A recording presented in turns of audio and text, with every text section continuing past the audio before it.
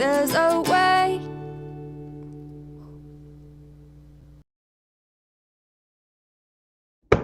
Good morning. It's Friday. We made it. Happy, as Leisure would say, happy fucking Friday. Our friend Leisure. I'm sure he'll be here in a minute. I might be a little too early. I got up. Yeah. I never know when I'm going to get up anymore. Do you know that I feel like I finally got enough sleep? I haven't been awake for, man, a week now. Probably longer. No, I've been about a week. Instead of letting the TV play all night, I just listened to one movie while I went to sleep. I need noise when I go to sleep, and see, there it is. Good morning, Leisure. Morning, Mandy. Good to see you. I hope you're doing well. You looks like things are going well for you. I'm glad to see that. Um, yeah, you know, I don't remember what I was talking about. Oh, getting sleep, getting enough sleep.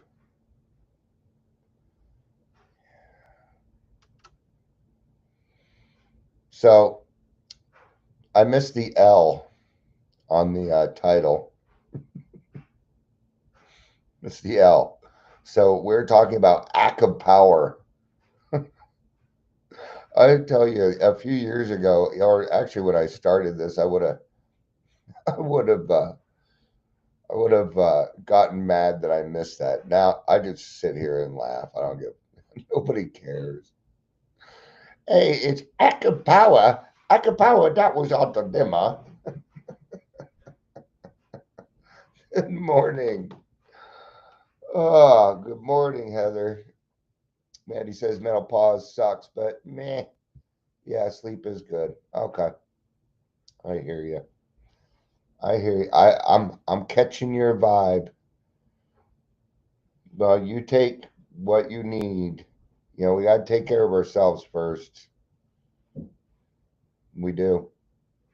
You know, there's a process to this. I mean, how you can't pour from an empty cup. You can't transmit something you do not have. Can't. You cannot. You cannot pay forward what has not been, what you have not received yet. Huh, Sawyer? Can I get a meow? No. For once, you're not going to meow. All right. He always meows when I put the L in lack of power because Dion missed the L. That's hilarious. All right.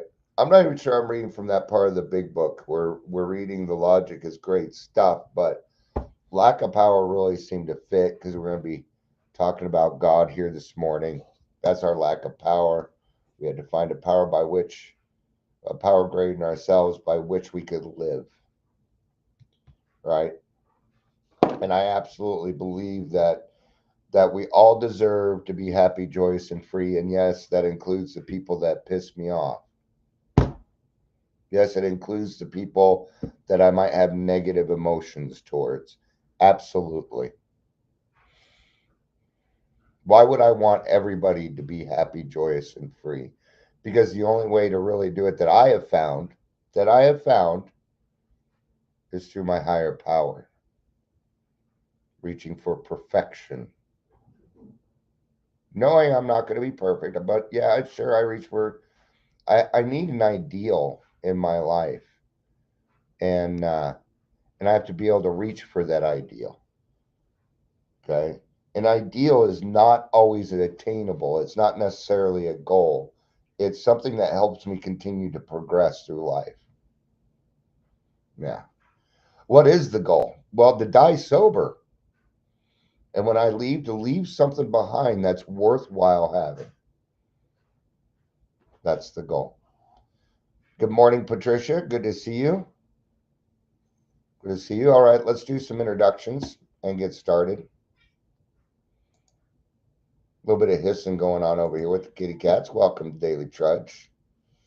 Dion, host. stuff.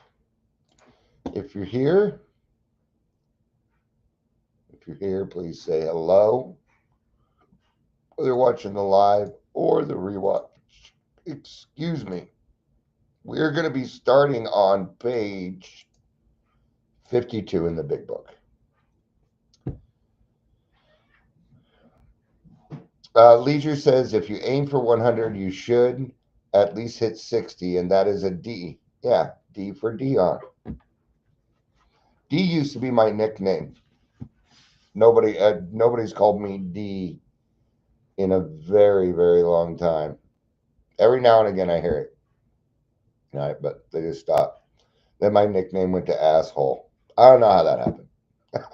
I'm kidding. I'm not. I'm only partially kidding. I've had some people tell me, "You're right. You are an asshole." That came from a friend that was 6'5", 300 pounds that used to center for Trent Green in college. I'm surprised he didn't rip my fucking head off. All right, let's get started. I'd like to be friends with him again. Maybe he's quit drinking. All right. But in most fields, our generation has witnessed complete liberation in our thinking. Shoni Longshoreman, a Sunday supplement describing a proposal to explore the moon by means of a rocket, and he will say, "I bet they do it, and maybe not so long either." I already know what's going to come up while we're talking about this. I already know what's going to come up. Now I'm going to see if I'm right. It is not our age characterized by the ease with which we discard old ideas for new, by complete readiness with which we throw away any theory or gadget which does not work for something new which does. I'm going to talk a little bit about music because if I talk about the moon, we're going to have a completely different conversation. So I'm going to use music as an example. Okay. What was the first format of music that I used? Vinyl. It was a record, right? Also, during that time, so that you could go around in your car, we had something called an 8-track. It was called an 8-track. Now, 8-tracks were kind of cool because you could press a button to go through each song, unlike what would come next, the tape. Then the tape would come.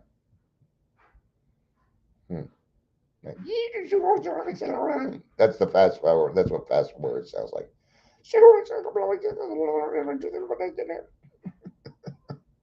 Sounds like a bunch of pigs squealing around. Squeak, squeak, squeak. Right? Records you could backmask on. Right? They'd put, some of these bands would put little messages. There's one Iron Maiden album that had one of those. I don't know. I hear things long enough and it sticks in my brain. And so we backmasked it. You know what it said? It said, these are good mashed potatoes and chicken too. That's what it said. Prince has one on his Purple Rain album. Yes, he does. Beatles have one. Pink Floyd has one. All right, enough of backmasking. Oh, even before that, reel to reel. Everybody here experienced reel to reel? My grandpa had reel to reel. Yeah. You have one big reel, one big here, and you had to feed the stuff through. Remember the old film projectors? Not many kids would know how to set up a projector nowadays. How to film that through, how to feed that through. What came after tapes? CDs came after tapes. See how we discarded these old ideas for newer gadgets which made our lives easier. Now I listen to music from my phone and I can listen to any fucking song I want at any moment I want without having to turn on the radio, without having to talk to another human being. It used to be if you wanted to know the name and artist of a song and you didn't know it, you'd have to call the radio station and ask the DJ, hope he answered. All right. Now I can just look it up. Getting information, dictionaries, calculators, everything. It's all on my phone now. One simple little gadget. Look how easily we discarded everything else for one other thing. Yes, MP3s were there. I skipped a couple generations because that was getting a little too long. See how we discard old ideas for new ones all the time. Well, with our higher power, what we're doing is we're discarding old ideas for new ones. It's all we're doing. That's it. There doesn't it doesn't need to be more complicated than that. Stop unsimplifying the program. Do not the program is simple. Very simple. Which is why we of high intelligence, all alcoholics have high intelligence. I don't give a fuck what anybody says. I'm just going for maybe not high intelligence, but higher than most. We don't get away with what we get away with because we're not intelligent. It's just that our intelligence turns into things like manipulation, right? So what are we doing? Well, you worshipped another thing, alcohol. I'm atheist, but God's, but my God's, yeah. Hmm, yeah. I find that most people that consider themselves atheists, not all of them, just want to fucking argue. They just want to argue. And once we get past that, they're like, you know what? I'm done. Once we stop arguing, once we stop asking why these other things, now it can come in. The main reason that we tell people in the program that you get to pick your own higher power is because alcoholics don't like being told what to do in any form or fashion. Everything is suggested. So we had to ask ourselves why we shouldn't apply to our human problems the same readiness to change our point of view. So why couldn't we do that? I got something written on the side here. The unmanageability of the disease, first half of the first step. Yep. Talking about the first half of the first step here, the unman. So we're about to talk about the unmanageability a little bit of the first step. I don't believe in atheists. One of the things I'm thinking about doing is grabbing the grapevine and doing a grapevine joke every day here. Hold it. I'm going to have to mute for 1 second because you guys don't want to hear me yell. All righty. Just go straight to yelling and tell them things to stop. You don't have to ask, especially when it comes to children and animals. Just get it done.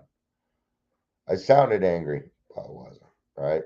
So, I've been hearing a lot. The high functioning, the high bottom shit's been coming up again. And I want to talk about that a little bit.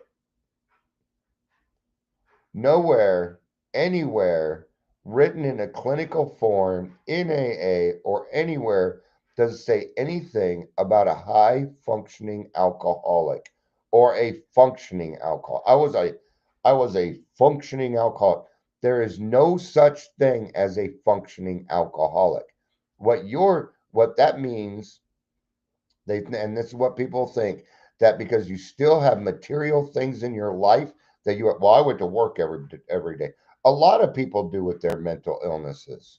I still paid my bills. Well, good. You made enough money to be able to do both. Good for you. I still got 2 cars in the garage. Yeah, but you can't drive them because you're always fucking drunk. Come on. The high functioning has nothing to do with materialistic things at any point.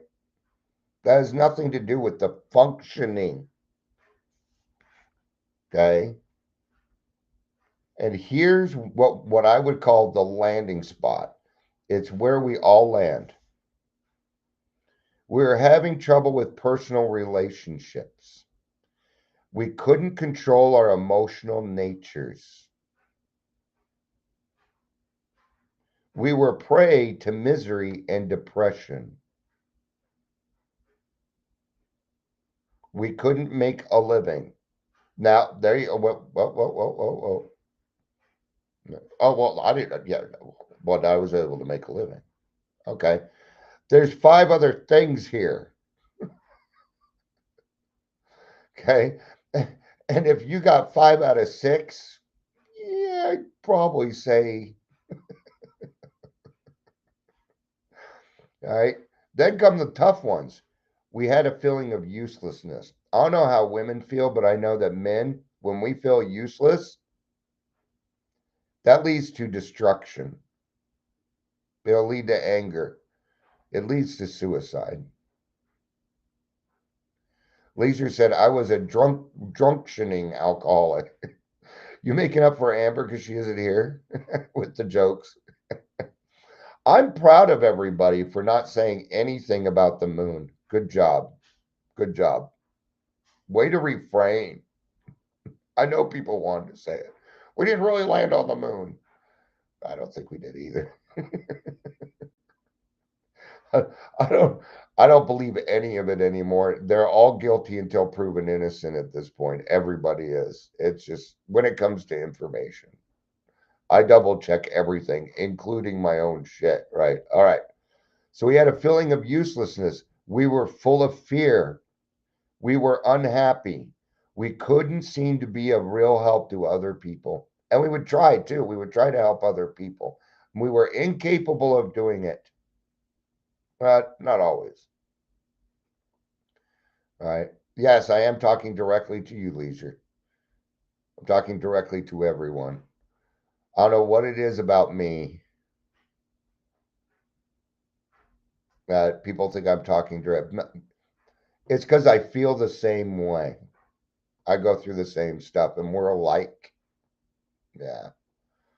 No stars in any photo. Do your research. I was just reading or watching this thing about James Hetfield getting sober. He was talking with Joe Rogan, and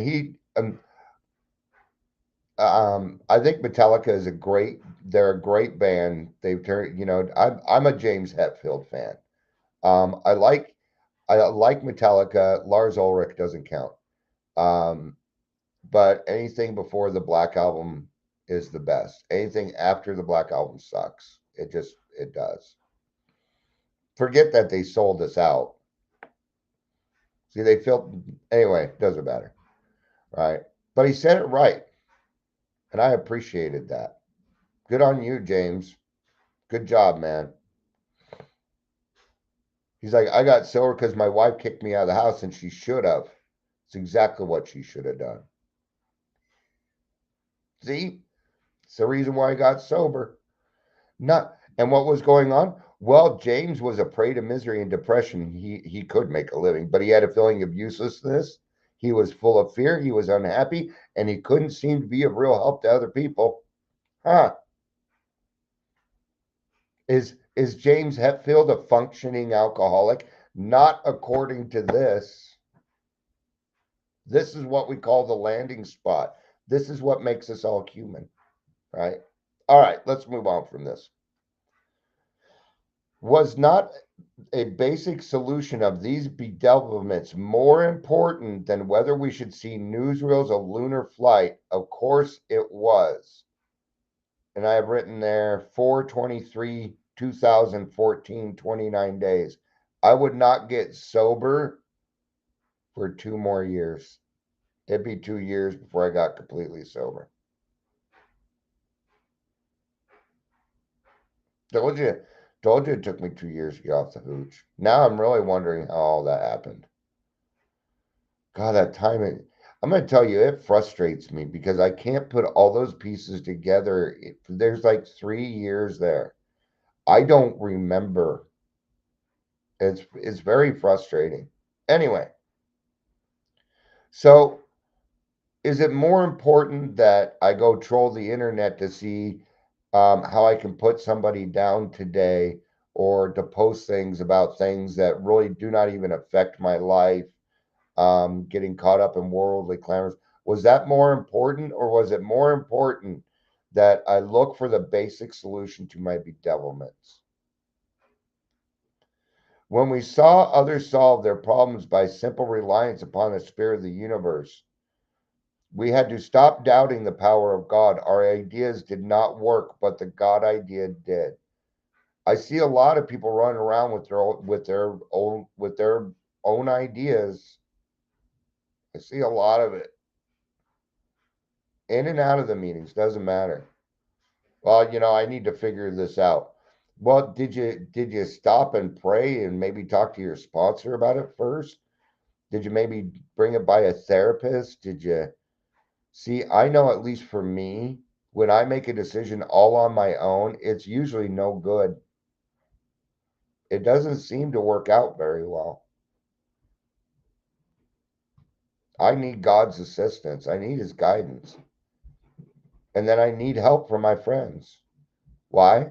Because I get by with a little help from my friends, from a little help from my friends. Right? I used to hate that song because I didn't have friends. When I first got in this program, I doubt I could have found anybody besides my beautiful wife to carry my casket. Now I'm pretty sure I could probably find 6 people to carry it. It's a big difference for me, man. Big difference.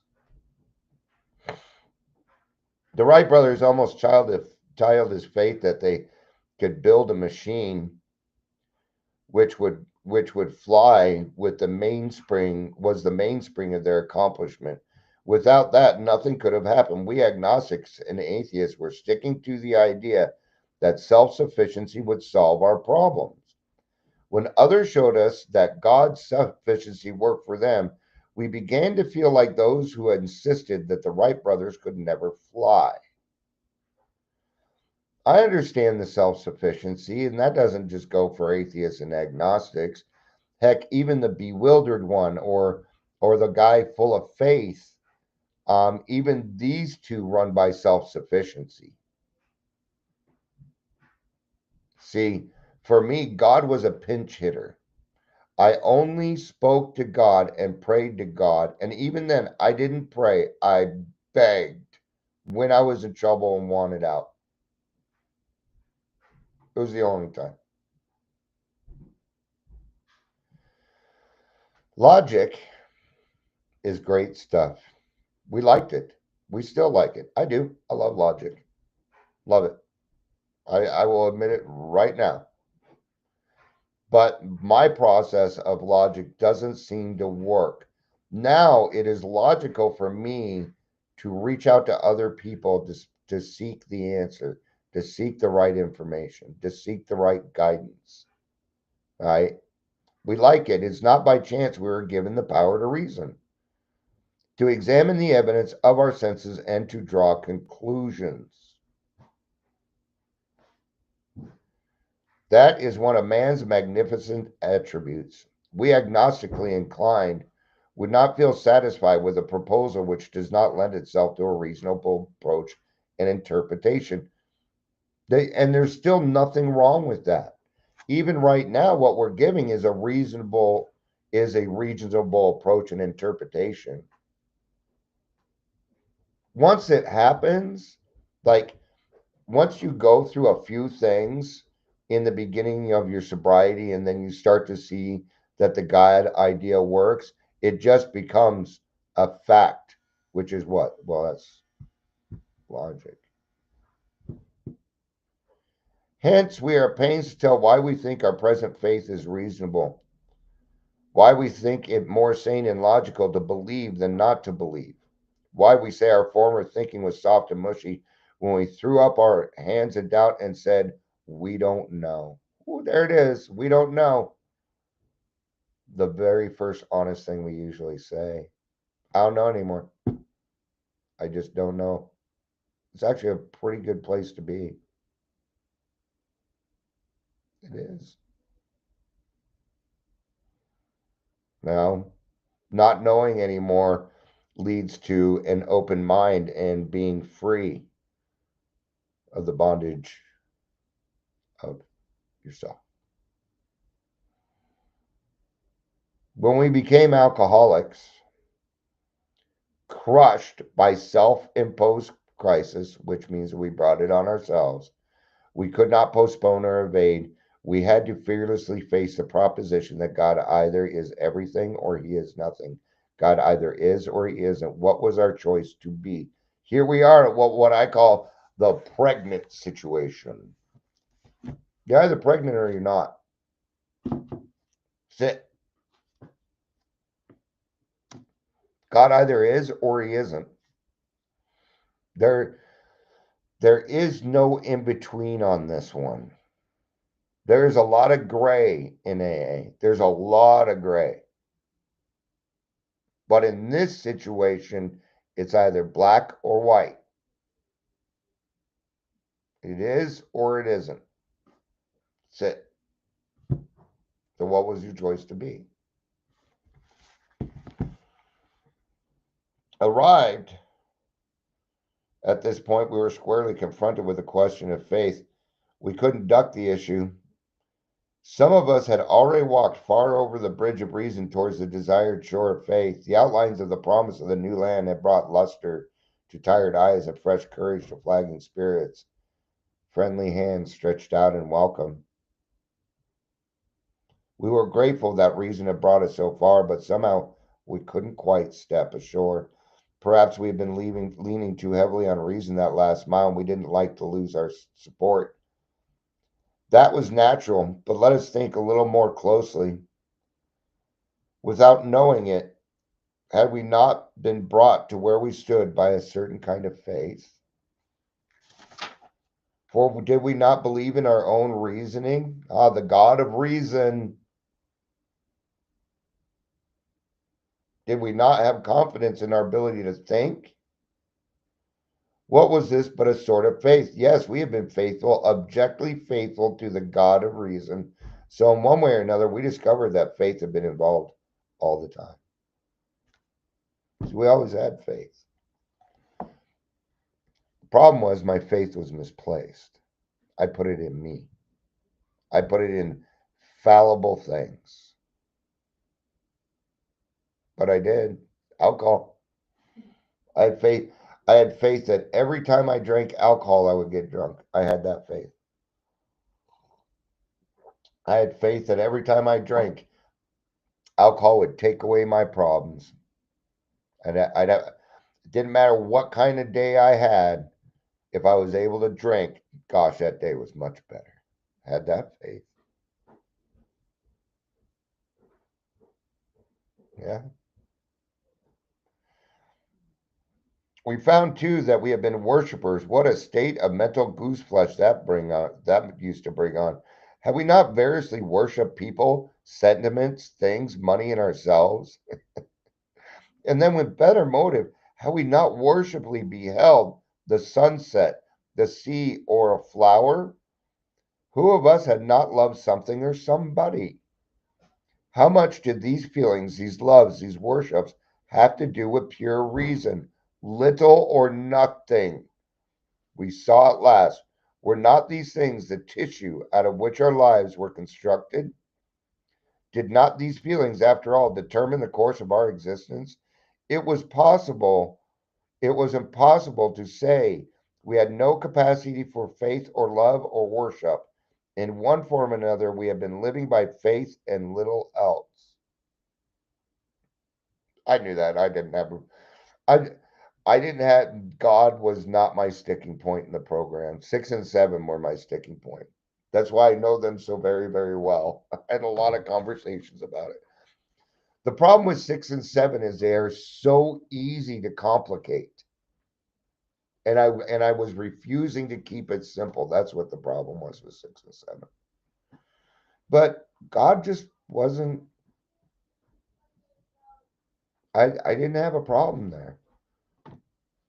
God never really I knew that I had done all those things to myself. See, that was the hard part. When I went back out and all the bad things were happening to me, I knew it was my fault. I did not blame God. I didn't blame anybody else. I knew it was my fault. What my AA had ruined my drinking career. Yeah. Ruined it, those sons of bitches. Now what do I get to do? Now I get to ruin other people's drinking careers.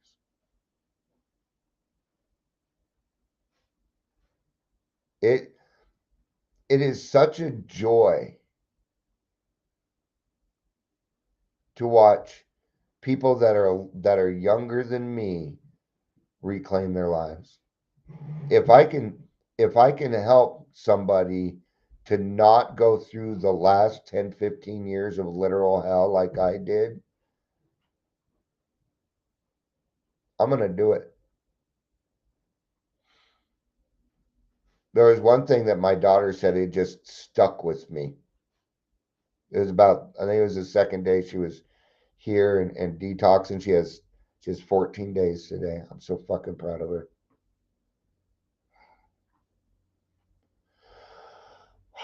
I was wondering when this was going to happen. I haven't cried since she told me that she wanted to change her life. There it is. All right. And she told me, she said, Dad, I keep remembering that time you were in the hospital, and I'd forgotten about this. And the doctor told you that you had 6 months to live. And I don't want to be that person. See, do I feel good? Certainly, I didn't want to put her through that, but it was done. You know, do I have regrets and things? Sure, I do, but my regrets don't control me anymore. But even then, I can use my past, my tumultuous past, to say, hey, man, I went that route and they told me I had 6 months to live. You don't need to do that. You're not required to do that. All right. Imagine life without faith. We're nothing left but pure reason. It wouldn't be life, but we believed in life. Of course we did. We could not prove life in the sense that you could prove a straight line is the shortest distance between 2 points, yet there it was. Could we still say the whole thing was nothing but a mass of electrons created out of nothing, meaning nothing, whirling onto destiny of nothingness? Of course we couldn't. The electrons themselves seem more intelligent than that, at least so the chemist said.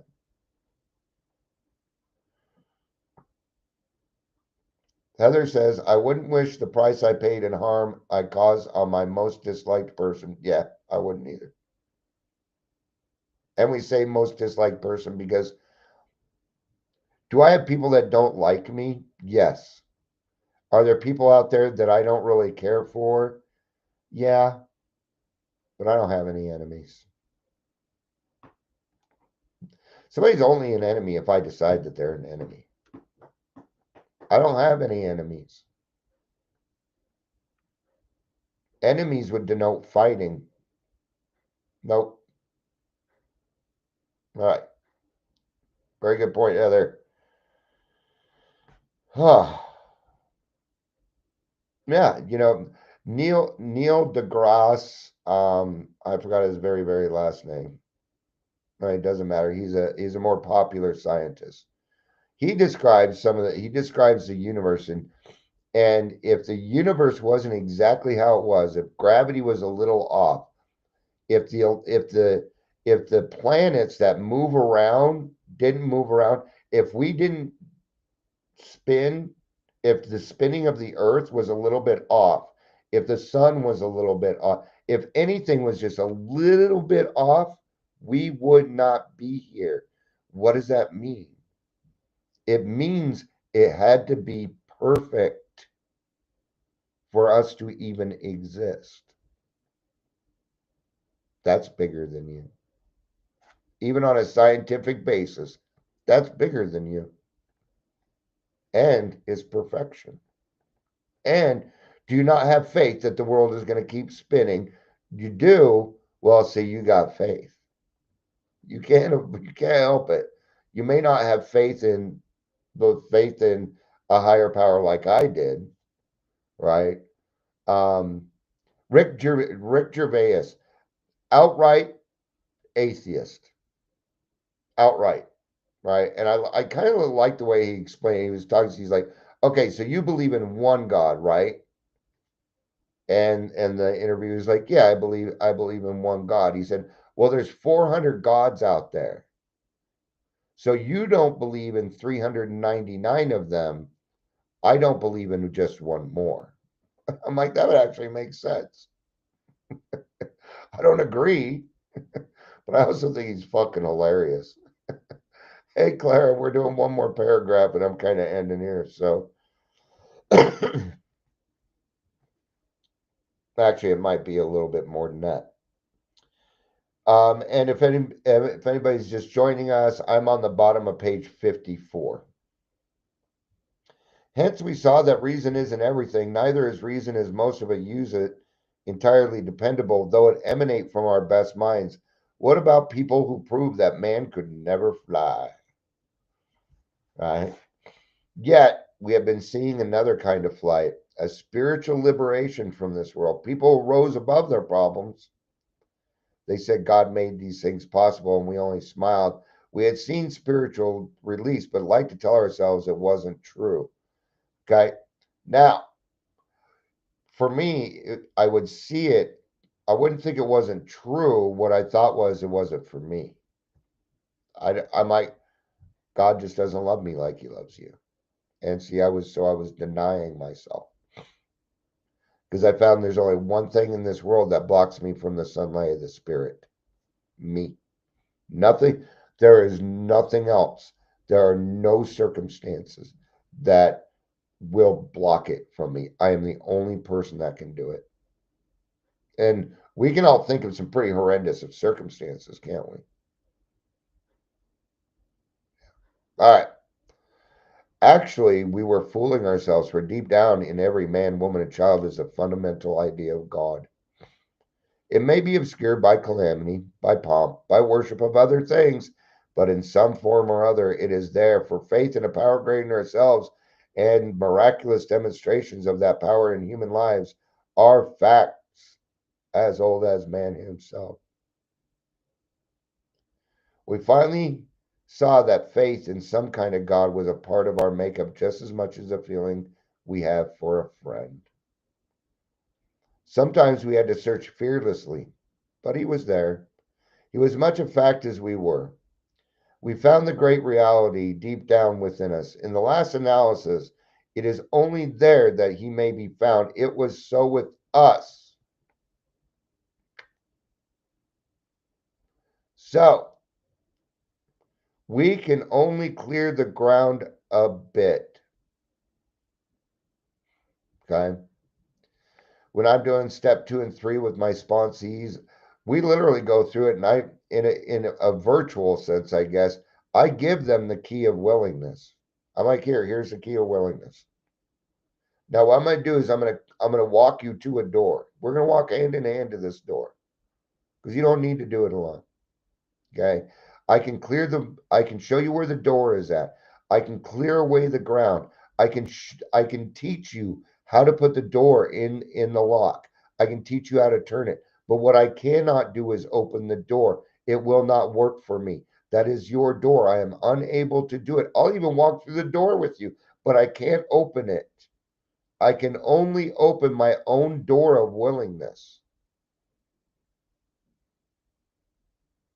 But if I can do, I will do what I can to remove any blockades between you and God. If I can do that and you will allow me, then I will. Yes. If our testimony helps sweep away prejudice, enables you to think honestly, encourages you to search diligently within yourself, then, if you wish, you can join us on the broad highway. With this attitude, you cannot fail. The consciousness of your belief is sure to come to you. Let's give it time. And it can start small. See, that's where your decision comes in. Do you want to start small with God or you want to get big? Do you want, that's up to you. It really is. At least that's what I have found. Footprints in the sand. I'm going to read a poem.